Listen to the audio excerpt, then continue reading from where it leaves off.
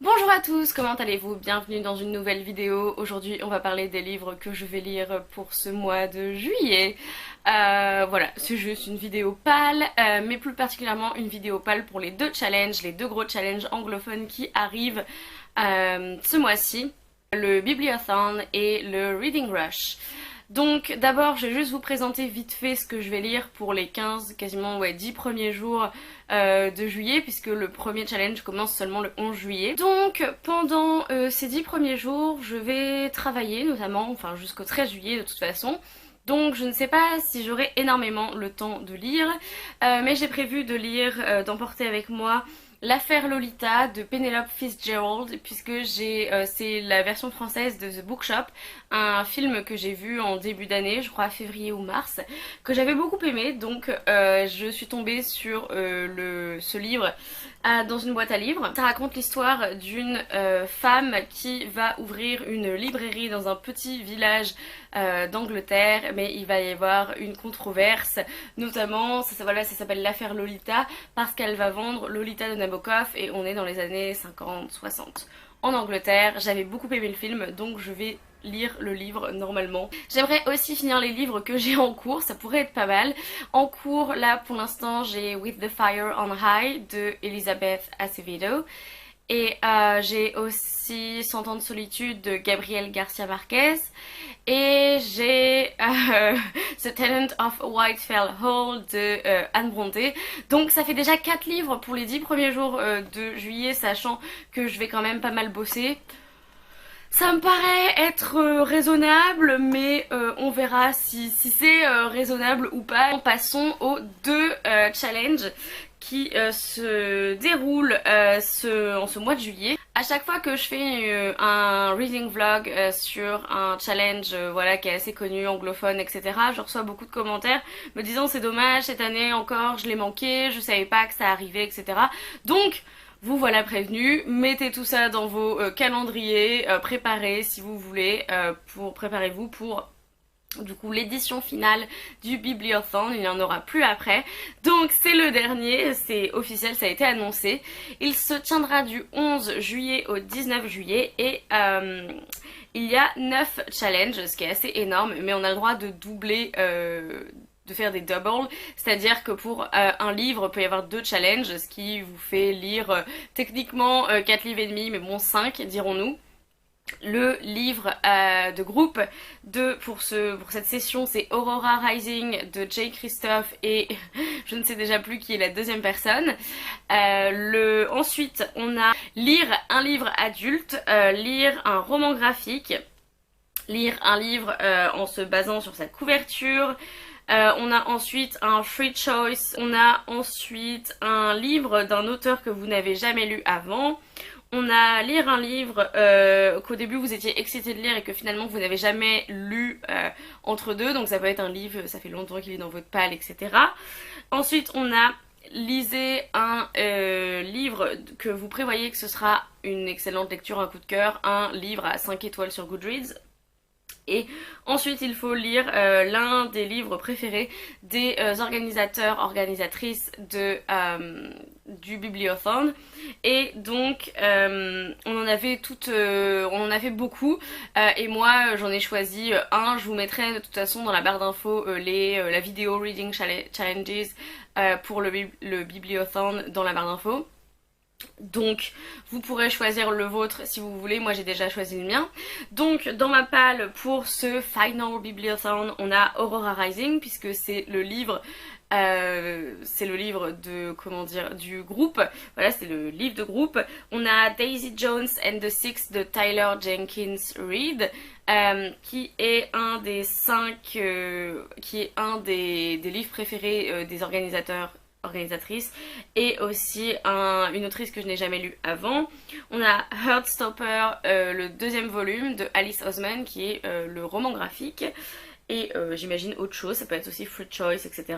On a King of Scars qui est mon coup de cœur supposé que je prévois. Si j'avais vu cette couverture en bibliothèque ou en librairie, je pense que je me serais jetée dessus en voyant cette magnifique couverture. Donc King of Scars, est-ce que je vais enfin réussir à le lire? Le dernier, C'est pour un livre que vous vouliez lire mais que vous n'avez jamais pris, enfin que vous n'avez jamais lu, qui est dans votre palle depuis très longtemps. Vu que je fais le challenge du tiroir, j'en ai plein. Mais ça convient aussi au roman adulte, et donc c'est L'Alchimiste de Paulo Coelho, parce que c'est un de ceux qui a vraiment été plébiscité dans ma dernière vidéo, enfin dans ma vidéo sur le challenge du tiroir. Tout le monde m'a dit non, franchement lis-le, ne passe pas ton chemin, c'est vraiment un excellent livre. Donc je suis vos conseils et j'ai mis L'Alchimiste dans cette palle. 5 livres que j'ai prévus pour le Final Bibliothon, parce que 9 livres je pense pas que ça va être possible, sachant que la semaine d'après c'est le Reading Rush. Maintenant passons à The Reading Rush, qui est organisé par Ariel Bissett et une autre personne que je ne connais pas encore, une autre booktubeuse ou bookstagrammeuse, je ne sais pas. Le Reading Rush était anciennement le Booktubeathon, mais il a changé de nom, et il se tiendra du 22 juillet au 28 juillet, et toutes les infos seront dans la barre d'infos. Je vous mettrai toutes les vidéos de la chaîne The Reading Rush où tout est bien expliqué. Maintenant ils ont aussi un site internet, donc n'hésitez pas à aller voir le site aussi. On a 7 challenges. On a lu un livre avec du violet sur la couverture. On a lu un livre au même endroit, c'est-à-dire vous pouvez changer de jour pour lire le livre. Il faut que vous soyez toujours au même endroit, et mais vous pouvez vous étaler la lecture du livre toute la semaine. Donc voilà, c'est du coup le même endroit. Lire un livre que vous pensiez lire l'année dernière. Lire le premier livre d'un auteur, donc son début en fait, debut novel en anglais. Lire un livre avec un personnage non humain. Donc c'est sujet à interprétation, ça peut être le personnage principal ou ça peut être un des personnages. Et ça peut être un animal, bien sûr, c'est ce qui nous fait penser, ou alors un truc genre un robot, un vampire, un ange, ce genre de choses. Lire un livre avec 5 mots ou plus dans le titre, et lire un livre et regarder son adaptation. Cette année, je vais lire Auprès de moi toujours de Kazuo Ishiguro, et je vais regarder l'adaptation, le film de 2010 avec Keira Knightley. Je sais pas si c'est la meilleure adaptation du monde, mais quand j'ai tapé Auprès de moi toujours pour voir s'il y avait une adaptation, j'ai trouvé celle-ci, donc je pense que je la regarderai avec beaucoup de plaisir. J'ai aussi décidé de lire Slay de Brittany Morris, parce que j'ai eu ce service presse à la BookCon, et il va falloir que je le lise à un moment donné. Il sort en septembre 2019, donc le lire en juillet c'est plutôt pas mal pour après vous en parler. Et il y a du violet sous la couverture. Sur la couverture, il y a le premier roman d'un auteur et aussi un titre avec plus de 5 mots. On a I Wish You All the Best de Mason Deaver. C'est un livre que je pensais lire au mois de juin pendant Pride Month, mais que je n'ai pas eu le temps de le lire, et je tiens absolument à le lire, donc je vais le lire. Je vais lire I Wish You All the Best, qui est l'histoire d'une personne qui est non-binary, c'est-à-dire cette personne ne se définit pas selon les deux genres binaires, femme et homme, et donc c'est son histoire alors que cette personne est chassée de chez elle en fait, et voilà, par ses parents. Ça a l'air assez dur, mais en même temps il y a eu beaucoup de reviews positives, donc, et c'est un contemporain, et voilà, on verra ce que ça donne. Pour le personnage non humain, bah vu que j'ai appris qu'il y avait des lapins dans Watership Down de Richard Adams, bah pour l'instant c'est ce que je vais lire.